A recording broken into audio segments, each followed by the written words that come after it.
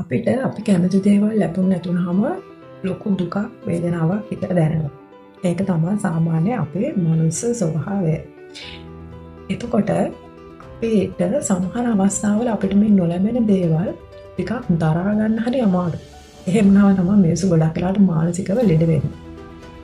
ඒ මානසික ලෙඩවීම උනට කායිකව බලපානවා. හැබැයි අපි දෙයක් තේරුම් ගන්න ඕනේ මේ ලෝකේ අපි ආස කරන හැම දෙයක්ම අපේ ජීවිතයට ලං කරගන්න බෑ. අපි ලැබෙන තියෙන දේවල් ප්‍රමාණයක් තියෙනවා සහ අපිට නොලැබෙන තියෙන දේවල් ප්‍රමාණයකුත් තියෙනවා. ඉතින් අපි හැම දෙයකම ආස කරන්න පුළුවන්. ලැබෙන දේවල් වලටත් අපිට ආස කරන්න පුළුවන්. නමුත් අපි ප්‍රායෝගිකව තේරුම් ගන්න ඕනේ අපේ ජීවිතය ඇතුලේ අපිට ලැබෙන්න තියෙන දේ ලැබෙනවා වගේම අපිට හැම දෙයක්ම අපේ ජීවිතේට ලං කරගන්න ටිකක් අමාරුයි.